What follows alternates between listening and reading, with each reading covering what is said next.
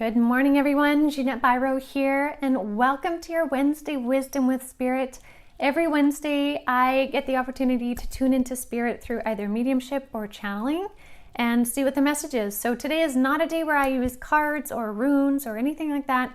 It's just me connecting with Spirit. It's my most favorite way to do it, truly, and share the message. So I never know what it's going to be until we sit down. Sometimes I get a little inkling from them in terms of conversations I'm having with my guides in the morning.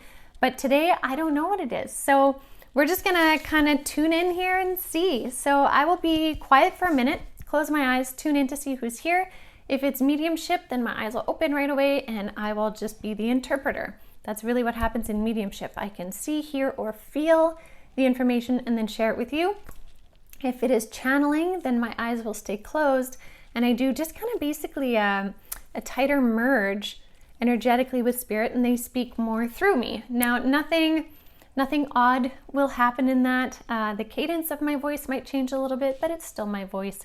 It's just I'm merging and working with them to bring their message through. So let me see what it is here. Hold on one moment.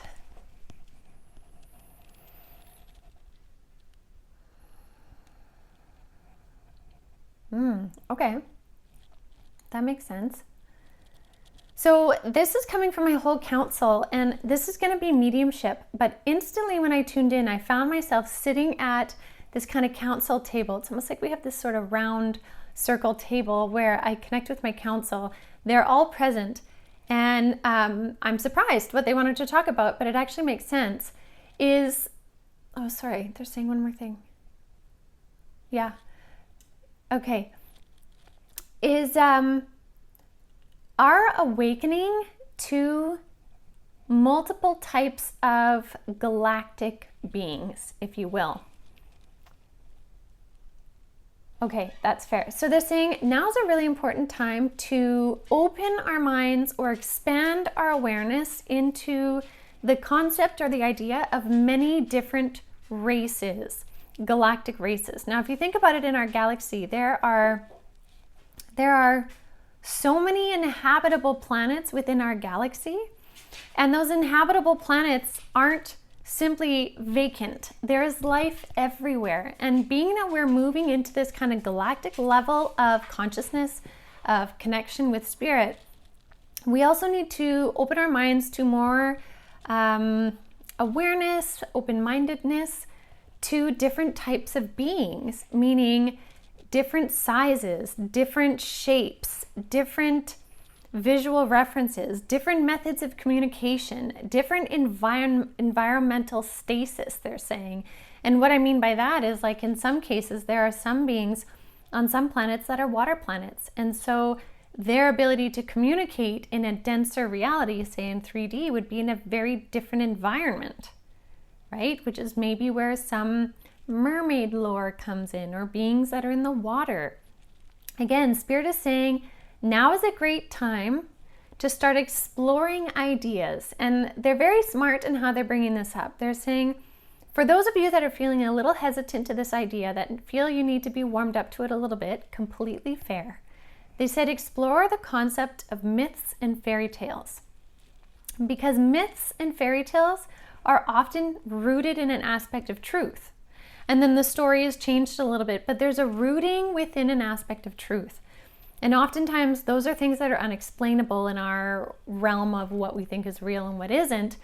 Myths and fairy tales are a great way to explore. So exploring the concept of different beings and races, maybe different mythological creatures, maybe where they come from. Because as we step into this galactic level of connectedness, whether it be in 3D form or in vision state, they're even showing me in different kind of plant medicine modalities, we're going to be coming into more contact with those of the galactic network, essentially. And some can look very humanoid, absolutely. Some can look a lot like you and I, maybe a little bit taller, maybe a little bit shorter, but some can look very, very different. There are different kinds of races, such as feline races, the Lyran races, which are very cat-like. There are different dog-like races. There are those that look very traditional ET, like we know them, the Greys, but there are many versions of that too. Andromedans, for example. Even some Arcturians, Pleiadians, for example, can look quite humanoid. Some can be quite pale, but some can even look slightly blue, very tall. The Anunnaki, extremely tall, but very human looking. Again, there are so many different types of beings within the universe that we are really well past the idea of considering, is there life out there? We've had enough disclosure happening over the summer to at least give credibility to begin that they're showing me like peeling a can back, opening a can.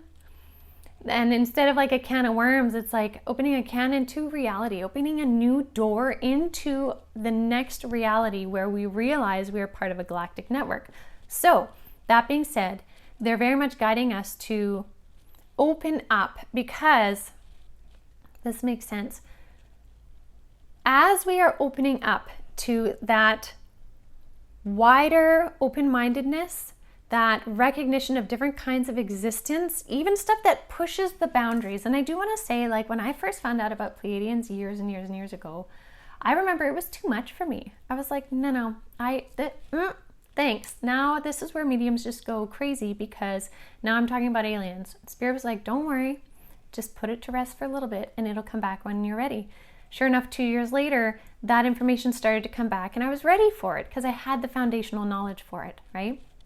So the reason why they're saying this is because if we can open up to consciousness beyond what we consider normal, think of how easy then it'll be to accept the differences on our planet here, right?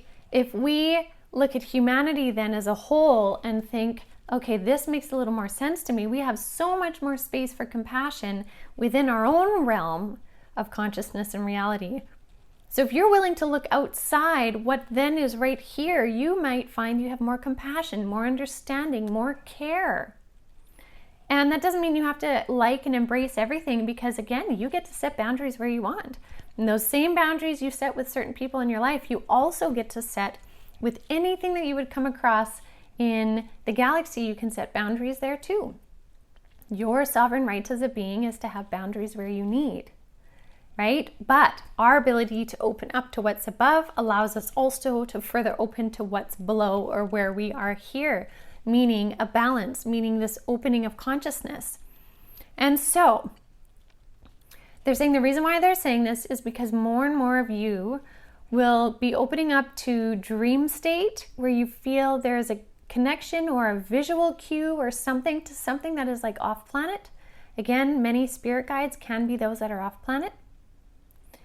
You may be given information, ancient information, maybe even dream state ancient information connecting to Atlantis, to Lemuria, to ancient times in Egypt, to ancient Mayan understandings, all of those kinds of things. A lot of our reality right now is really changing, really, really changing. And so coming back to what Spirit was saying in the beginning, one of the best ways we can actually honor this in a gentle way is to get curious again about myths, fantasies, and ancient lore, because that'll kind of like dip your toes into the waters of it and allow you to start to kind of open up to those concepts and ideas. Because I get it. Spirit is saying more revelations are on the way, which is part of what they wanted me to mention in the podcast on Monday, which was explosive revelations. Throughout the fall time, we're going to be seeing more revelations connecting to specificity of intergalactic races. Who knew? I mean, it makes sense to me, but I mean on a bigger scale. So by giving yourself a little bit more information to kind of create a framework and a foundation will help you to embrace these ideas. And again, take what feels true for you and leave what doesn't, because that is what matters. So within this whole message, the most important thing for you to do is take what resonates and leave the rest. And if you're in a point in your journey where you're just like, I can't go there, I completely understand, because I have been there before. Like I said with the Pleiadians before, I wasn't ready to take it in, so I just put it to the side at that point. But if there is a part of you that's curious about it, now's a great time to just explore. check it out.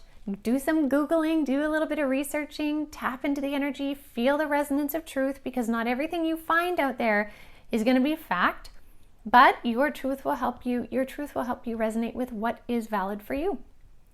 So that's very interesting. I would imagine more specificity is coming, and Spirit talked about specificity in alignments too. Very interesting. I'm very curious what the cards have to share tomorrow. So anyways, I will leave that with all of you. I hope you have a beautiful Wednesday, opening up your mind, expanding your consciousness into new ideas. And I will leave that all with you for now. Oh, I do want to say really quickly, if you are wanting more in-depth information, I have done a series on Arcturians, Pleiadians, Galactic Federation, and so on. In Cosmic Consciousness, we have put it together as a package for the last while. It's been on avalonspirit.com, so you can look it up there if you're curious about that. Again, there is a lot on Google, so you can check there as well too. So I will leave that with you all. Have a wonderful day, and I will see you tomorrow.